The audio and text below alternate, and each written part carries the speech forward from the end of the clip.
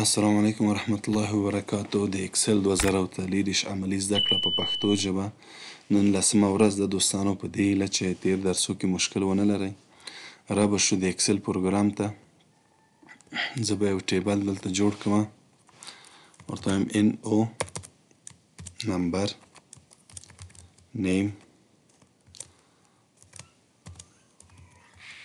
پوزیشن مقام یا موقف یا پوسټ هم ولیکلی شو.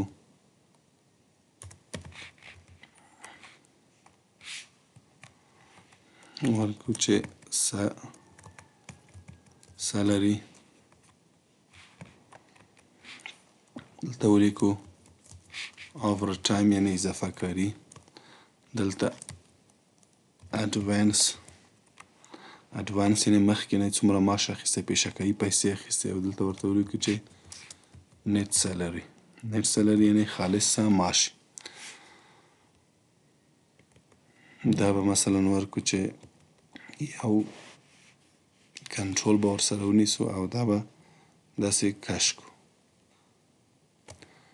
نیم به ورکو مثلا علي،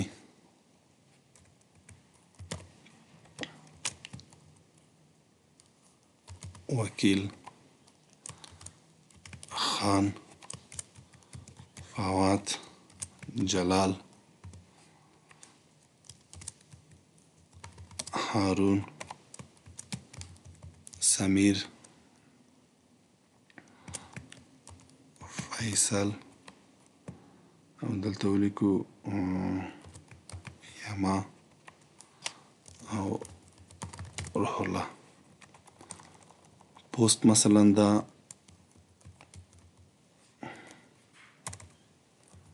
ډاکټر ده،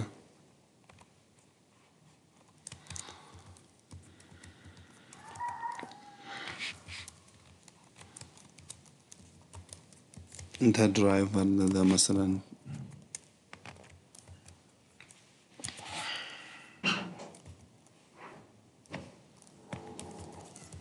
دا ټیچر ده، دا کوک ده. دا به زه کنټرول سی کړم، وخت ضایع نشي.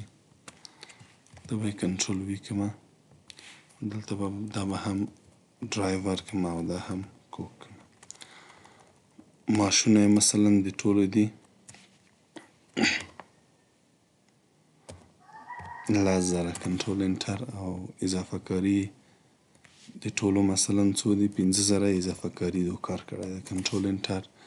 او پیشکایي دو ټولې مثلا څو اخیستې دي 2,000 اخیستې دي. کنټرول انټر. نیټ سالري چې اوس غواړو را پیدا کړو مساوي به ولیکو،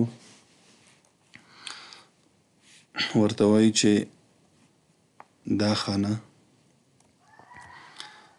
معاش جمع اضافه کاري او منفي پیشکایي پیسې. انټر. ګورئ اصلي معاش چې دا 10,000 ده، اضافه کاري څو دي 15,000 یعنی 15,000. پیشکایي مخکې له مخکې څو اخیستې 2,000 پاتې شو 14,000. که غواړو چې په دې نورو تطبیق شي، په دې نورو خانو، نو دا به داسې کش کړو، دا به تطبیق شه. دا به ټول سلیکټ کړو، ورته وایي چې آل بارډر یې واخیسته.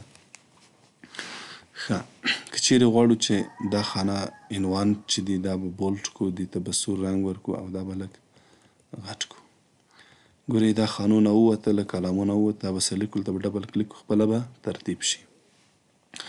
را به شو نننی درس زموږ چې ده، که چیرې دلته یو خانه ولرم، دلته ورته ووایم چې باټم بارډر یعنی د لاندې نه بارډر ورکوي. او که چیرته ورته ووایم چې ټاپ بارډر، نو ګورئ پورته یې هم بارډر واخیسته. همداسې تاسې کولی شئ چې دې اړخ ته هم بارډر ورکوئ. ورته وایم چې رایټ بارډر یعنی ښي خواته. ګورئ ښي خواته هم بارډر ورکوي. که وایي چپ خواته هم بارډر ورکوو، ورته وایي چې لیفټ بارډر. همدا رقم ګورئ نو بارډر څه معنی؟ بارډر مه ورکوئ، بېرته بارډر له منځه بیایي، څه ورته وایي چې نو بارډر. بارډر یې له منځه لاړ. همدا رقم که چیرې غواړو چې بل چې ده آل بارډر باندې پوه شو، مثلا دا زه انتخاب کوم، ورته وایم چې دا ساحه ټول چیک آل بارډر شه.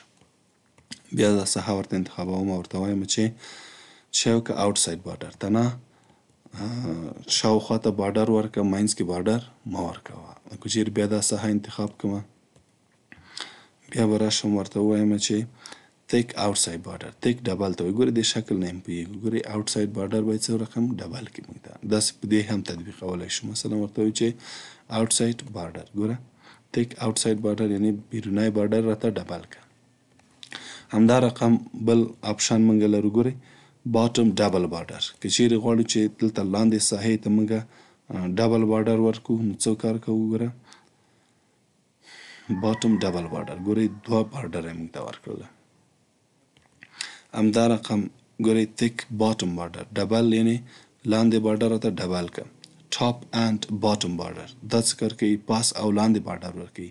دا نه ګوره top and thick bottom border په دې نومونو باندې ټول پوهېږو. top and double bottom border ډبل او پورته حصه ډبل بارډر که راته.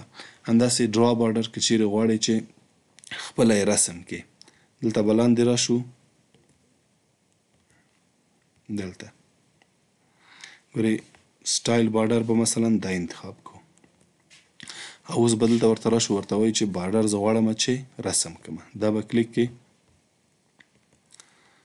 بارډر ډیزاین خو مې تیار انتخاب کړی. ګورئ دلته بارډر ورکه دلته بارډر ورکه. مثلا غواړئ چې د دې بارډر ډیزاین تغییر کړي. ګورئ داسې مې بارډر ورکه داسې مې بارډر ورکه. نو ډرا بارډر نه تاسې کولی شئ چې بارډر خپله څه وکړئ بارډر رسم کړئ. دلته بیرته راشئ ګورئ دا څه کار کوي ډرا بارډر ګریډ دا ډېر ښه کمانډ ده. مثلا تاسو څه ورته خپله انتخابولی شئ. مثلا دا بارډر ورکړه دا بارډر ورکړه داسې بارډر ورکړه نو خپله بارډر به درته رسمیږي. او اریز بارډر بارډرونه ماته پاک کړه. ګورئ داسې درته یې بیرته یې پاک کړله. همدا رقم لاین کلر که چیرې مثلا د بارډر رنګ غواړئ تغییر کړي. ګورئ اوس داسې بارډر شه. نو په دې باندې پوه شوې. لاین سټایل نه موږ کولی شو د بارډر ډیزاین تغییر کړو. مثلا داسې ګورئ که چیرې زه دا ډبل انتخاب کړم اوس چې زه رسموم نو بارډر به داسې ډبل رسمیږي. همدا رقم کولی شئ چې مور بارډر ته ورشئ. مور بارډر کې هغه اپشنونه چې موږ دلته ګوره ټول ویلې دلته هم شته. مثلا زه لاندې راځم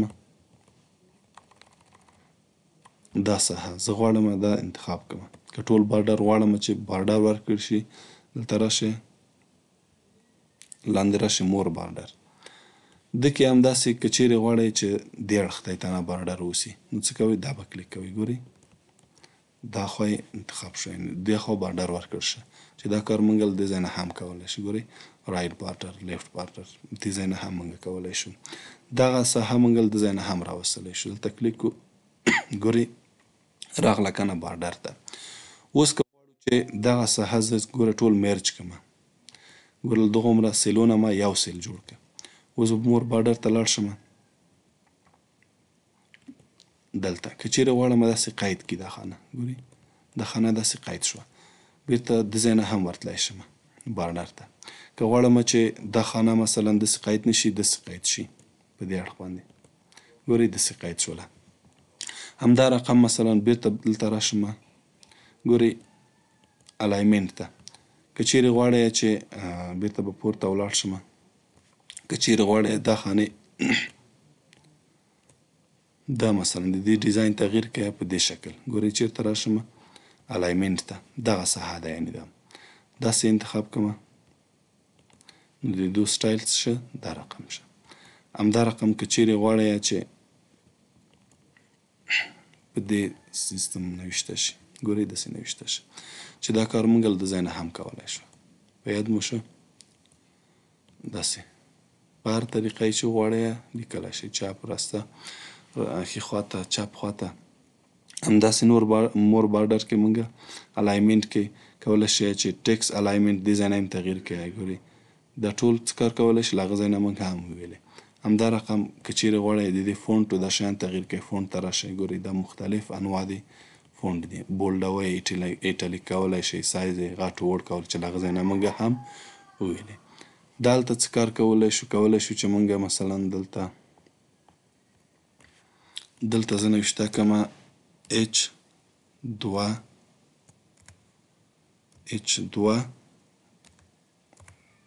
د اوبو فرمول ده.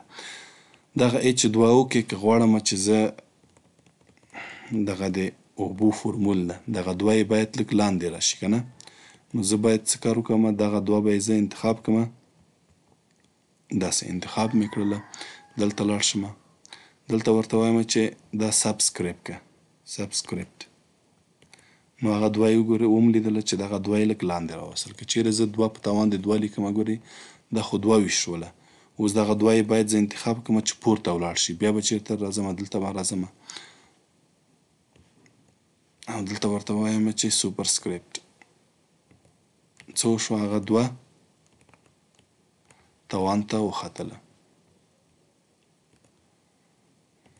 وم لیدله همدا رقم که چیرې دا صفحه به بیرته زه کوچنی کړم لږ ذره زومین به یې کم کړم همدا رقم دا بارډر مونږ وویلې که چیرې نور اپشنونه هم دکې شته مثلا الاینمنټ کې هم خبرې وکړلې فونټ کې هم خبرې وکړلې بارډر کې هم خبرې وکړې که چیرې غواړئ چې د بارډر رنګ تغییر کړئ ګورئ ډیزاین یې تغییرولی شئ که چیرې دغه یو سیل ده حجره ده زه کلیک کړم دلته مې کلیک د ځای نه هم مور بارډر ته راتلی شئ او هغې ځای نه هم کلیک کولی شئ که غواړئ چې راسته خواته یې بارډر اوسي ګورئ دلته وګورئ دا به کلیک کوئ که چیرې منځ کې غواړئ بارډر اوسي دا به کلیک کوئ که چیرې غواړئ دې اړخ ته دا به کلیک کوئ که چیرې دا داسې قیدول غواړئ دا به کلیک کوئ داسې قیدول غواړئ همدا رقم ګورئ ټاپ بارډر ده همداسې مثلا ګورئ نان بارډر د بارډر مه ورکوه آوټلاین بارډر یعنې څلور خواته بارډر ورکوه انساید بارډر یعنې په داخلو کې بارډر ورکوه بیرون څخه کې بارډر مه ورکوه همدا رقم فیل چې مونږ وویلې که نه د ځای نه مونږ بارډر هغه سیل به فیل کوه ګورئ داسې همدا کار له دې ځای نه هم کولی شئ ګورئ دلته راشو فیل ته ورته وایي چې داسې فیل کړئ ګورئ دا کار مونږ له هغه ځای نه هم وکولی شو همدا رقم پروټیکشن هم مونږ وویلې له هغه ځای نه چې مثلا که غواړو چې دا ساحه دا سیل لاک کړو له دې ځای نه استفاده کولی شو همداسې که غواړو چې څو خانې سره یو ځای کړو څه کار کوو که دا څه هم وویلې دا رایټ ټو لیفټ لیفټ ټو رایټ څه معنا که چیرې انګلیسي لیکنه کوئ نو څه کلیک به کوئ لیفټ ټو رایټ او که غواړئ چې پښتو لیکنه وکوئ جدولو کې رایټ ټو لیفټ به کلیک کوئ او کانټکس څه معنا دواړو ته کار ورکوي هم پښتو ته هم درې ته معمولا دا انتخاب وي همدا رقم دا څه کار کوي که چیرې زه یو نوم ولیکم چې علي احمد علیزی دا یو نوم ده ګورئ چې اوس د دې فارمټ ما تغییر کړی ده زه به دا ایسته کړمه ګورئ عادي حالت کې شه ګورئ دغه زموږ یو سیل ده ګورئ زه به ورته ووایم چې دا آل بارډر که د ځای نه به کلیک کوم ګورئ تاسې متوجه شئ دا له یو حجرې نه دا وتلی ده دا متن که غواړئ چې په یو حجره کې راشي دا څه کار کوئ دا به مرچ کوئ او که غواړئ چې نه دا خط لاندې راشي نو دا به کلیک کوئ ګورئ متوجه شوئ تاسې چې دغه نوم ټول څه وشوه لاندې کې راغی یعنې د سپیدامه رانغی لاندې راغی همدا رقم له دې نه اپشن نه موږ استفاده کولی شو که چیرې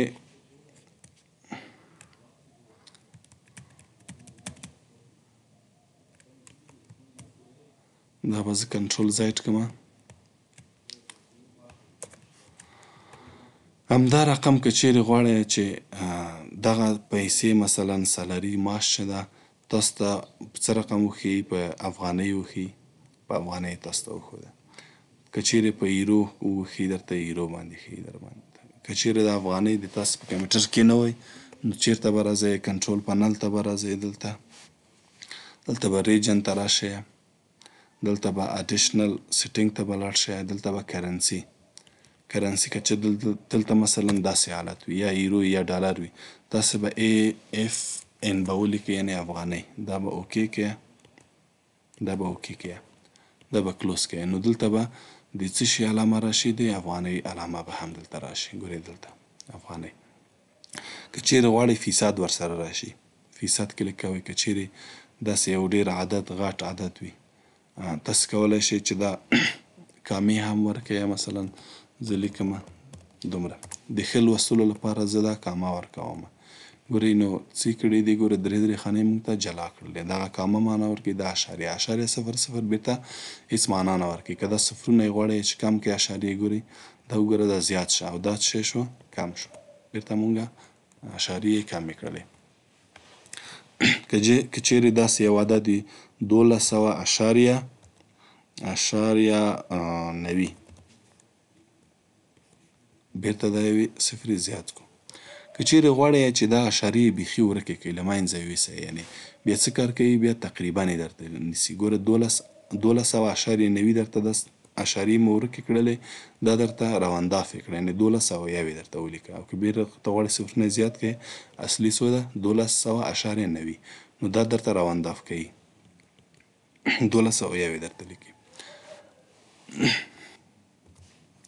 همداسې که چیرې غواړئ چې یو کالم وي، کنټرول ان زه به نوې صفحه واخلمه. زه دلته غواړم چې شمېرې د تلیفون ورکړم. مثلا ووایم چې